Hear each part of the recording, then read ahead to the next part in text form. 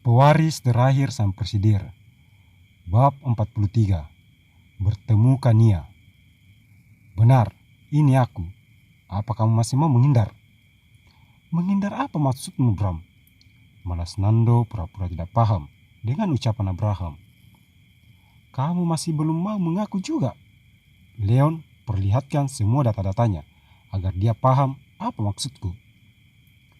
Sekretaris Leon segera mengeluarkan laptop dari dalam tas jinjingnya dan meletakkannya di depan Nando. Sekretaris Leon menyalakan laptop tersebut. Tidak beberapa lama kemudian muncul grafik beberapa aliran dana perusahaan grafik grup masuk ke perusahaan Ganggawa Group milik Nando. Seketika mata Nando terbuka sempurna. Ini tidak seperti apa yang kamu pikirkan, Bram. Dana-dana itu adalah jumlah keuntungan dan saham-saham yang selama ini aku tanam di perusahaan grafik grup saat kamu masih berada di rumah sakit. Kamu masih juga tidak mau mengaku? Mulai hari ini, semua sahammu akan aku kembalikan dan selebihnya nanti kamu lihat sendiri apa yang akan aku lakukan padamu. Aku selama ini masih diam karena hubungan keluarga, tapi kali ini aku akan membuktikan padamu siapa aku ini. Davan, Ken, ayo kita pulang. Bram, lakukan saja bila kamu bisa. Kamu kira aku ini tidak bisa melakukan apa yang kamu bisa? Nando berdiri dari tempat duduknya. Baiklah, mari kita lihat nanti hasilnya. Abraham dan Davan segera keluar dari dalam ruangan Nando, sedangkan sekretaris Leon segera mengambil laptop yang ada di atas meja kerja Nando. Ingat Tuan Nando, ucapan Tuan Abraham kali ini tidak main-main. Tuan Abraham bisa melakukan apa yang tidak bisa orang lain lakukan. Ucap sekretaris Leon sebelum menyusul Abraham dan Davan keluar dari dalam ruangan itu. Sampai kapanpun aku tidak akan pernah takut dengan hal itu, balas Nando tegar, tapi raut wajahnya terlihat panik. Nando kembali duduk di tempatnya semula. Ucapan Abraham dan sekretaris Leon barusan benar-benar tersimpan dalam hatinya. Dia tahu betul sifat dan watak Abraham. Dia tidak pernah main-main jika itu menyangkut perusahaannya. Aku harus menghubungi yang lain. Nando mengeluarkan handphonenya dari dalam saku dan mulai menghubungi teman-temannya satu persatu. Maaf Tuan Nando, kalau berhadapan dengan pengusaha lain, mungkin aku mau membantu. Tapi kalau dengan Tuan Abraham, maaf, aku tidak bisa. Balas seseorang dari dalam handphone. Jadi, kamu juga tidak ingin membantuku seperti yang lain? Balas Nando. Bukannya aku tidak mau Tuan Nando. Aku sudah merasakan bagaimana kekuasaan Tuan Abraham di kota ini. Jangankan aparat pemerintah bisa dia kendalikan. Benda yang diam saja dengan mudah dia gerakkan. Tanda betapa besar kuasa seorang Abraham. Baiklah, jika kalian tidak bisa membantuku, aku akan mencari orang lain. Nando memutuskan jalinan telepon mereka. Aku harus bertemu Rico dan membicarakan hal ini. Semoga saja dia mau membantu.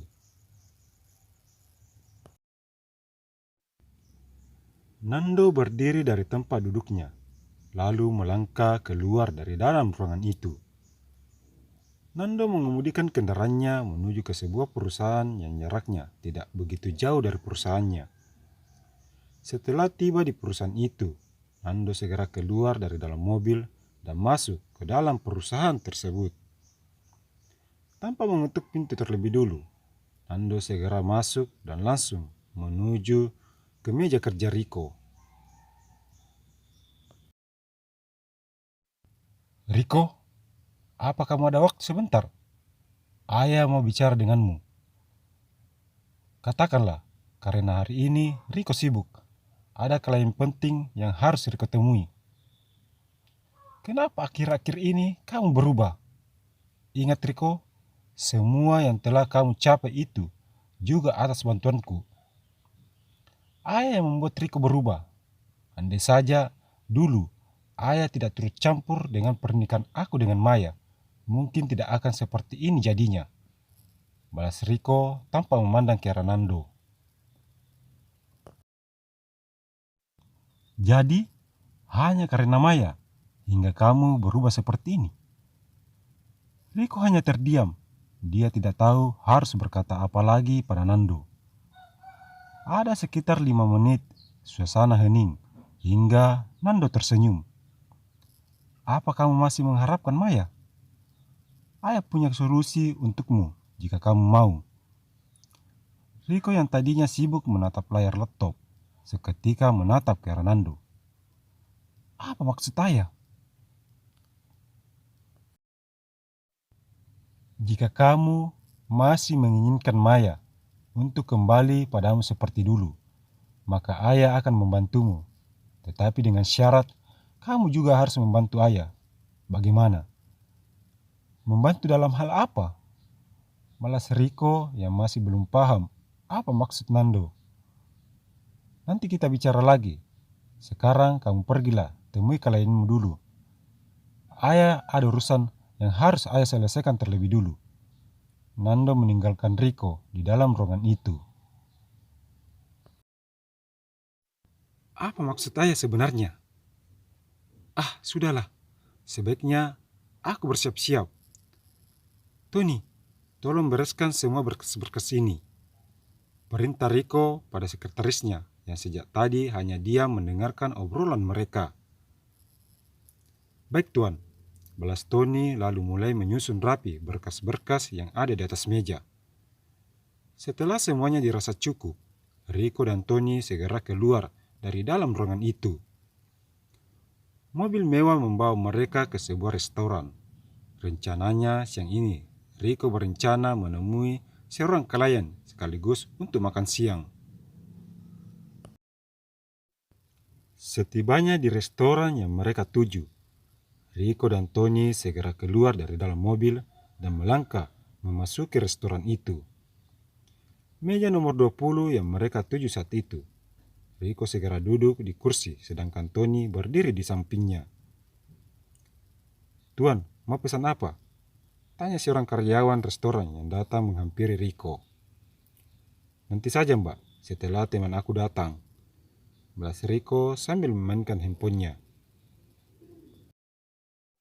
Baiklah kalau begitu. Tuan bisa memanggil kami nantinya. Sang karyawan segera meninggalkan Riko dan kembali ke tempatnya semula, menyambut tamu restoran lain yang datang. Dari arah pintu, tampak seorang perempuan cantik berkacamata masuk ke dalam restoran tersebut dan melangkah mendekati Riko. Tuan Riko? Tanya perempuan itu. Betul sekali. Anda sendiri siapa? Tanya Riko tanpa mengedipkan mata, sedikit pun menatap perempuan yang ada di hadapannya. Kenapa wajahnya mirip sekali dengan Maya? Ucap Riko dalam hati. Saya perwakilan dari perusahaan Trate Group. Perkenalkan, nama saya Kania.